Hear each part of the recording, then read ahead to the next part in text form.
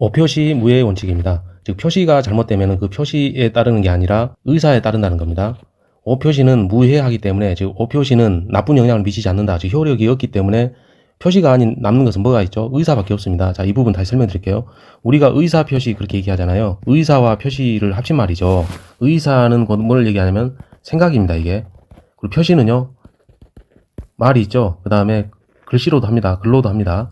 그래서 의사 표시, 의사와 표시가 일치하게 되면, 즉 생각과 말이 또는 글이 일치하게 되면은 그 일치된 대로 효력이 발생합니다. 물론 성립한 다음에 효력이 발생하죠. 그대로 성립해서 효력이 발생하는 겁니다.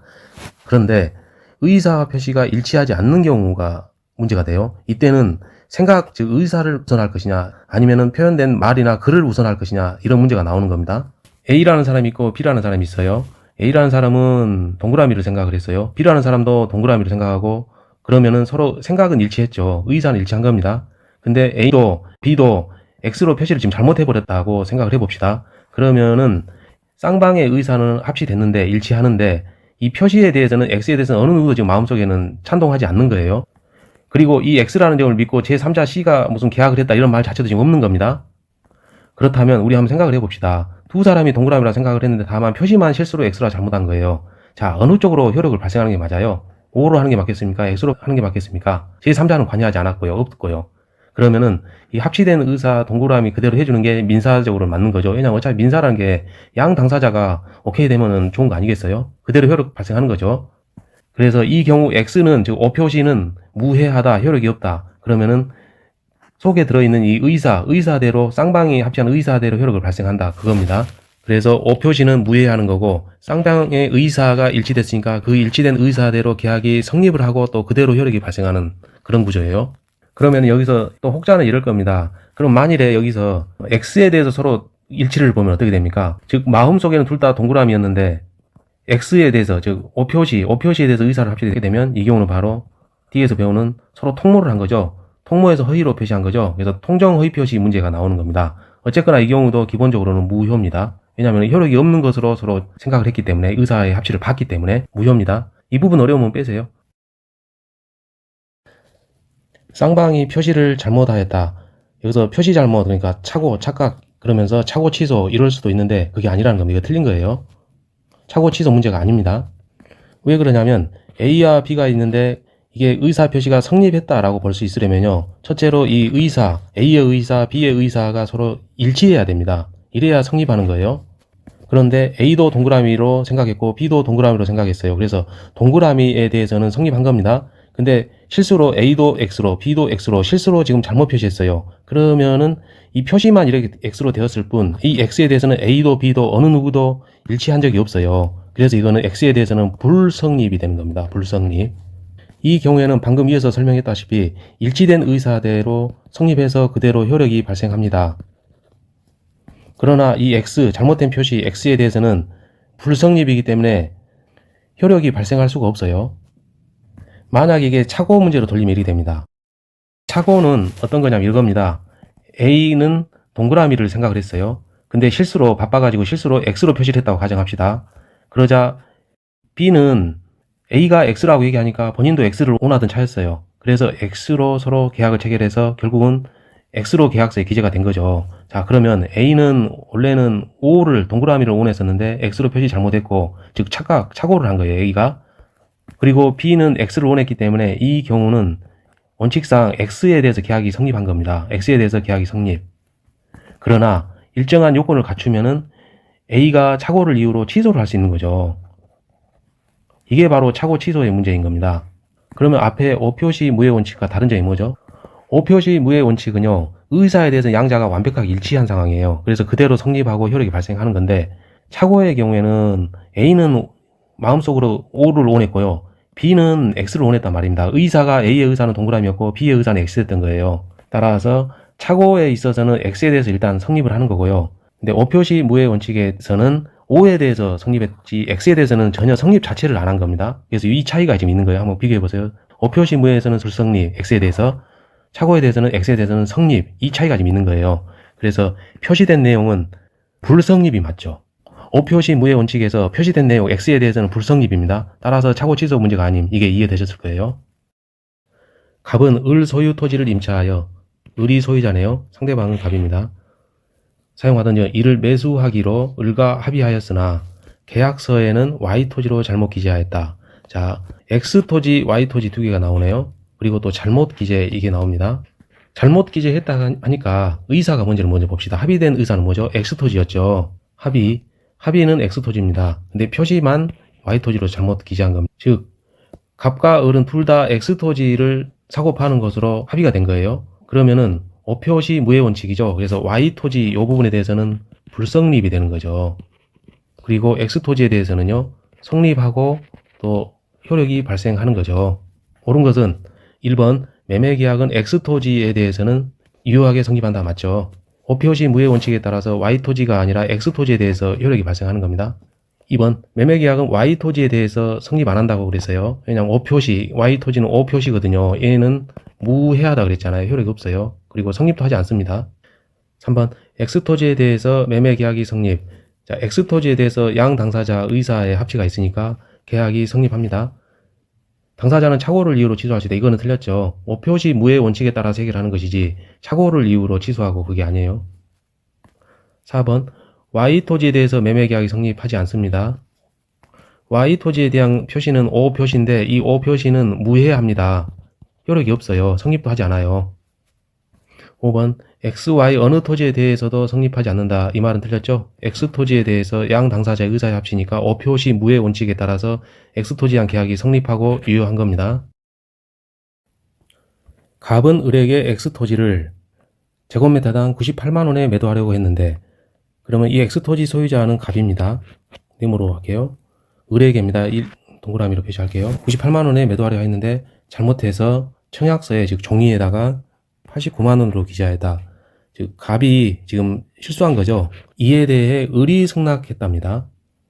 뭘로 승낙했죠? 89만원으로 승낙한 거죠. 을이. 그러면 의사를 파악해 봅시다. 갑은 98만원으로 생각했던 겁니다. 근데 을은 뭘로 생각을 했죠? 89만원으로 생각을 했죠. 즉 양 당사자의 의사의 합치가 없습니다. 그러면 이건 오표시 무해 원칙이 아니죠. 그러면은 의사대로 되는 게 아니죠. 일단은 표시된 대로 계약이 성립하는 거죠. 그래서 이거는 갑이 착오한 거, 착오 문제가 되는 거예요. 그러면은 89만원으로 표시된 대로 일단 성립을 하는 거예요, 이게. 다시 말씀드릴게요. 지금 98만원으로 대해서 양자의 의사의 합치가 없습니다. 갑은 98만원에 생각을 했지만, 즉 의사가 이거에서 98만원 갑의 생각. 근데 을의 생각은 뭐죠? 89만원이죠. 왜냐하면 89만원으로 기재했고 이에 대해서 이 2라는 게 89만원이거든요. 이거에 대해서 을이 승낙한 거죠. 그래서 98만원에 대해서는 양자의 의사의 합치가 없기 때문에 98만원에 대해서는 성립한 적이 없습니다. 근데 89만원으로 표시를 잘못했고 여기에 대해서 을이 승낙을 했기 때문에 그 표시된 대로 일단은 성립하는 거예요. 이 경우는 오표시 무해 원칙이 아니라는 겁니다. 착오 문제예요. 이런 경우는 갑의 착오입니다. 지금. 자, 계속 읽겠습니다. 그 후 X토지 시가가 제곱미터당 158만원으로 폭등했다. 그러자 갑이 병을 세모로 표시하겠습니다. 병에게 X토지, 같은 토지를 제곱미터당 158만원에 매도하고 이전을 해줬네요. 소유권 넘겨줬습니다.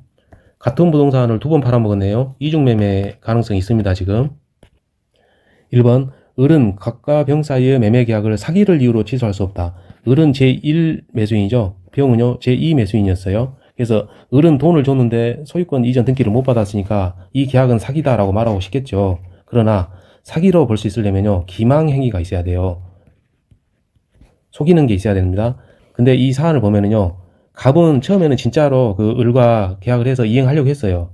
그런데 그 후에 가격이 폭등하니까 변심해가지고 이걸 단순 변심이라 그럽니다. 변심해가지고 제2 매수인에게 소유권을 넘겨줘 버린 겁니다. 중간에 단순 변심은 사기로 보지 않아요. 이 지문을 지금 사기로 바꾸려면 이렇게 됩니다. 갑은 처음부터 을을 기망할 의도로 이런 표현이 들어가야 돼요. 근데 그런 표현이 없어요. 다만 그 후에 폭등하니까 아직 단순 변심으로 이런 일이 벌어졌다 이렇게 됐기 때문에 사기가 아니라는 겁니다. 이거는. 그래서 1번 지문은 사기를 이유로 취소할 수 없다. 2번 갑과 을 사이의 매매 계약은 특별한 사정이 없는 한 제곱미터당 89만원에 성립한다. 갑은 98만원으로 생각을 했어요. 근데 을은 89만원으로 생각한 거죠. 즉 갑의 의사와 을의 의사가 지금 다른 겁니다. 그러면은 어떻게 성립하죠? 표시된 대로 성립하죠. 만일에 이게 오표시 무해 원칙에 따라서 98만원으로 될 수 있으려면은요 갑의 생각도 98만 원이고 을의 생각도 98만 원이어서 양 당사자의 의사의 합치가 98만 원으로 기결이 됐다면은 그 98만 원이 맞는 거죠. 근데 그렇지 않았기 때문에 89만 원 표시된 대로 일단은 성립하는 겁니다. 다만 착오를 이유로 취소될 수는 있겠죠, 나중에. 그래서 89만 원에 성립한다 했으니까 일단은 맞는 겁니다. 3번 을은 병 명의로 이루어진 소유권 이전 등기의 말소를 청구할 수 없다. 자, 이중매매 관련해서 기억나시죠? 직접은 안 돼 있는데 그겁니다. 소유자가 있고 1매수인 있고 2매수인 있는 상태에서 2매수인 앞으로 등기가 넘어가고 을 매수인으로부터 중도금을 받은 상태라면 을은 이 등기에 대해서 직접 말소 청구를 못하죠. 1매수인은 소유자를 대의해서만 말소를 청구할 수 있습니다. 4번 만일 갑과 을이 제곱미터당 98만 원으로 합의하였으나 제곱미터당 89만 원으로 기재하였다면 의사의 합치가 있으니까 98만 원으로 성립하고 효력을 발생하죠. 5표시 무효 원칙입니다. 착오 문제가 아니에요. 따라서 착오를 이유로 매매계약을 취소할 수 없다 했으니까 맞는 겁니다. 만일 갑의 배임행위, 그럼 갑은 배임죄를 범한 거죠. 여기에 대해서 병이 적극 가담했답니다. 그럼 배임죄의 공범이 돼요. 둘 다 범죄인이 되는 겁니다. 그러면은 사회질서 위반이죠. 그럼 반사회질서 행위고 103조에 의해서 절대무효죠. 이 무효는 절대적입니다. 절대적 무효인데 선의의 정의 취득하고 이런 내용이 나와도 유효란 말이 뒤에 따라오면 절대 안 됩니다. 계속 무효예요. 절대 무효니까. 갑이 자기 소유랍니다. 그래서 소유자니까 네모. 고하 한 점을 을에게 960만 원에 매도할 의사로 청약하였는데 청약서에는 690으로 잘못 기재했다. 그러면은 여기서 갑은 지금 착오를 한 거죠. 갑에 착오가 있는 거예요. 표시는 690으로 됐죠. 그래서 착오한 경우 일반적으로 표시된 대로 일단은 성립을 하는 거죠. 다만 나중에 착오를 이유로 취소할 수는 있겠죠. 요건을 갖추면은요. 갑의 진위를 알 수 있는 다른 해석 자료가 없어서 690만 원에 매매 계약이 성립한 것으로 보는 법률행위의 해석 방법. 표시된 대로 계약이 성립된 것으로 보는 거죠. 그래서 이거 표시는 뭐죠? 말과 글이라고 그랬죠. 우리는 이거를 규범적 해석이라고 부릅니다. 3번 그 자연적 해석이 있잖아요. 이거는 5표시 무효 원칙, 그게 바로 그거예요. 그러니까는 의사대로, 일치된 의사대로 보는 거, 그게 바로 자연적 해석입니다. 이미 아시는 분은 넘어가시고요. 그 암기가 필요하신 분들을 위해서 좀 설명을 좀 드리겠습니다. 의사 표시가 있습니다. 의사는 생각을 말하고 표시는 말이나 또는 글을 얘기합니다. 그런데 이 생각이라는 것은요, 자연스러운 거예요. 자연스럽게 발생하는 겁니다. 자연스럽게 떠오르는 거예요. 그래서 자연적 해석이다. 이 생각을 탐구하는 거, 해석하는 거, 그거는 자연적 해석이다. 저는 이렇게 암기를 하고 있어요. 그에 반해서 이 표시, 지금 말과 글은요, 우리가 말을 밖으로 내뱉기 전에 또는 글을 쓰기 전에 뭔가 생각을 한 번 더 한다는 겁니다. 그러니까는 어떤 제어를 받는 거예요. 남의 눈치를 본다, 이 말입니다. 말하기 전에 또는 글을 쓰기 전에 남의 눈치를 보는데, 그게 바로 뭐겠어요? 규범 아니겠습니까? 사회의 눈치를 보는 거죠. 그래서 이 말의 뜻, 글의 뜻을 해석하는 거, 이거는 규범적 해석이다. 저는 그렇게 암기합니다. 그러면 안 잊어먹습니다. 평생 안 잊어먹어요.